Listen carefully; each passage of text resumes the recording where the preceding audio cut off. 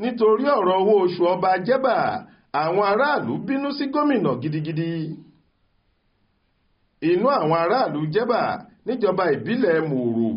nípínlẹ̀ Kwara kò dùn sí bíjọba gómìnà Abdulrasaq ṣe kọ̀ láti sanwó àjẹsílẹ̀ gbèsè owó oṣù tó lé ní ọdún 21 fún ọba Abdulkadir Alabi Adebara tó ti gun orí àpèrè àwọn baba ńlá rẹ̀ láti ọdún 2003 léyìí tí ilé-ẹjọ́ pàṣẹ fún gómìnà pé kó san owó ọba onípò kẹta ọ̀hún. Lásìkò tí wọ́n bá àwọn oníròyìn sọ̀rọ̀ nílùú Jẹ́bà, agbẹnusọ ọba alayé náà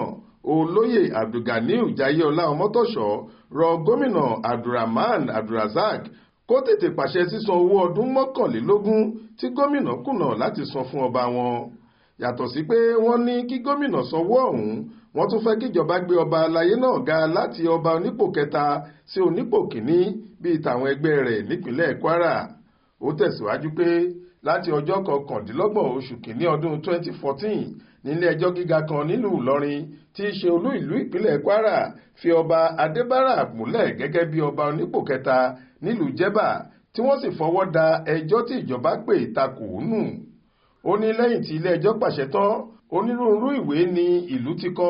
láti ayé ìṣèjọba tó kọjá léyìí tí wọ́n fi ń béèrè fún pé kí ìjọba tètè tẹ̀lé àṣẹ ilé ẹjọ́ kí wọ́n sì san gbogbo owó oṣù àti àwọn àjẹmọ́nú ọba Adébárà tí wọn kò san láti ọdún pípẹ́ wá. Nínú oṣù kẹjọ ọdún 2023 ọdún tó kọjá yìí ni ọba Adébárà tún kọ ìwé àkọgbẹ̀yìn sí gómìnà Abdulrahman Abdulrasaq tí wọ́n sì ń béèrè fún kí wọ́n tẹ̀lé àṣẹ ilé ẹjọ́ nípa sísan gbogbo àwọn owó tó jẹ́ ẹ̀tọ́ fún ọba alayé yìí látìgbà tó ti dórí àpèrè àwọn baba ńlá rẹ̀.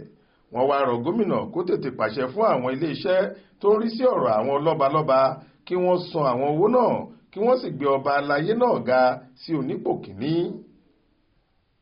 Ibrahim Alágúnmu ló ṣàkójọ ìròyìn yìí fún iléeṣẹ́ tẹlifíṣàn Aláròyé online.